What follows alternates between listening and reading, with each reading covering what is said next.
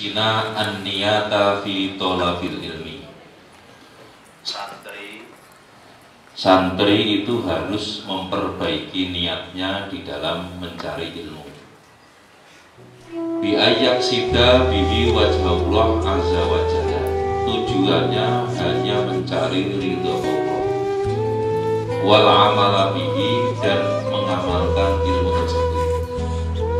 Jadi kita ini kadang-kadang banyak amalnya, kadang-kadang banyak ilmunya daripada amalnya.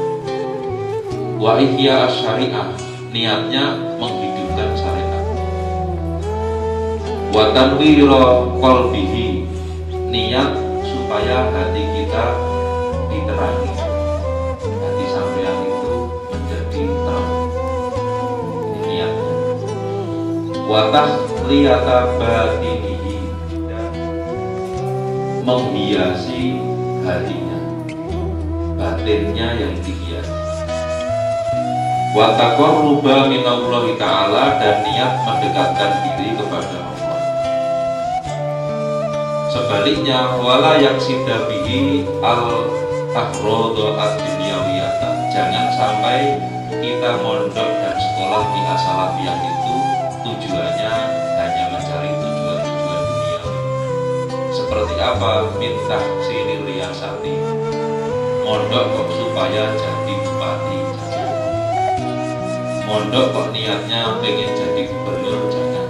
Tapi kalau memang bisa jadi, ya alhamdulillah, dan harus menjaga amanah. Tapi saat sampai mencari ilmu tidak boleh niat menjadi bupati, menjadi camat, tidak boleh. Wal jahi, tujuan ngaji itu tidak boleh mencari pangkat. Wal mali, juga tidak boleh mencari harta. Aku supaya besok kaya, aku mondok supaya besok kaya, tidak boleh. Wa mubahatil akroni, dan supaya geleleng-geleleng di depan teman-temannya, itu juga tidak boleh. Setelah sampean pulang dari pondok ketemu teman lama, wah kamu bukan santri, kamu itu derajatnya aku, nggak boleh. Sombong di depan temannya itu nggak boleh. Nasihat yang kedua, ayyuba biro bitahsilil ilmi sababahu, untuk cepat-cepat menghasilkan ilmu di masa mudanya. Sampean kalau bisa menjadi dokter-dokter dan profesor muda, lulus dari sanawiyah langsung masuk aliyah, langsung kuliah S1, S2, S3, setelah itu profesor. Kenapa demikian? Fa inna kulla sya'atin tamurru min umrihi la badala laha wa la iwadhu anha. Karena setiap jam yang kita lewati dari umur kita itu tidak ada gantinya. Jadi setiap jam harus kita manfaatkan dengan sebaik mungkin. Wa ayyak ta'a ma qadara alaihi minal alaikis syahilati, dan semampu mungkin memutus urusan-urusan yang dapat mengganggu kita. Alaik ini hubungan-hubungan yang dapat mengganggu. Misalkan kenapa di as-salafiyah ini nggak boleh pacaran? Sampai boleh nggak pacaran di sini? Buat tenang sal. Kalau hanya sekedar jatuh cinta boleh, tapi kalau mengirim surat tidak boleh. Tapi kalau cuma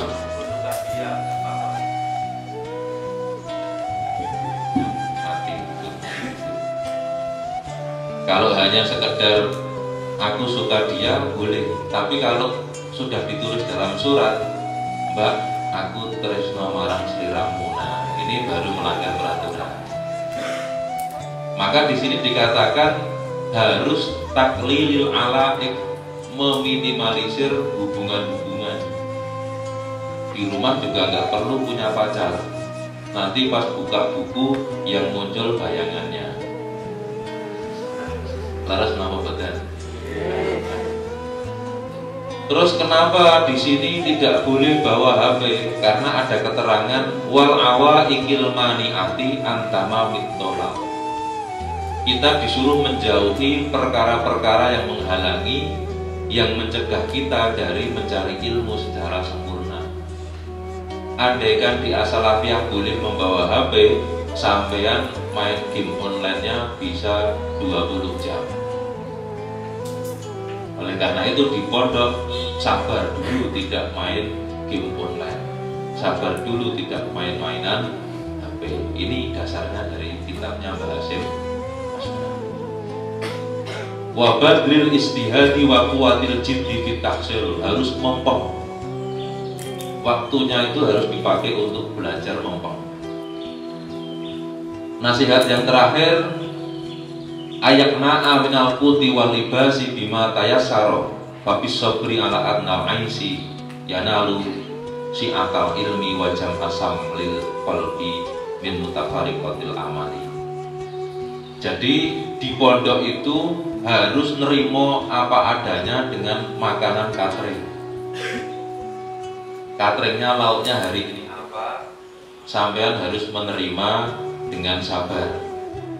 Insya Allah kalau fabis sabri, dengan kesabaran ala adnal aisi, atas kehidupan yang sederhana, tidur bantalnya kempes, kasurnya juga sudah hilang, kadang tidurnya hanya pakai sajadah. Ini kalau sampean sabar, ya nalu sya'atal ilmi, akan memperoleh ilmu yang luas, wajam asam lil qalbi, dan akan menemukan pecahan-pecahan hati. Maksudnya apa? Hati sampean bisa kuat. Wa yatafajjaru fihi yanabiul hikami, dan pada akhirnya akan muncul sumber-sumber hikmah yang muncul dari hati sampean semua. Jadi di pondok niku memang rekoso. Uang saku dibatasi maksimal 20.000, ada yang 10.000, bahkan yang keluarganya kurang mampu hanya dikasih 5.000 per hari. Ini kan rekoso. Adna aisi dikatakan di sini. Taraf kehidupan yang sangat sederhana, yang sangat rendah.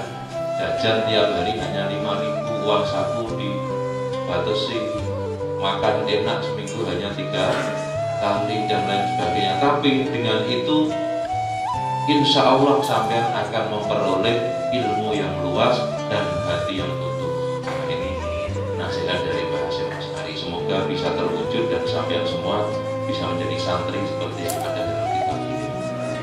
Dari saya cukup. Assalamualaikum warahmatullahi wabarakatuh.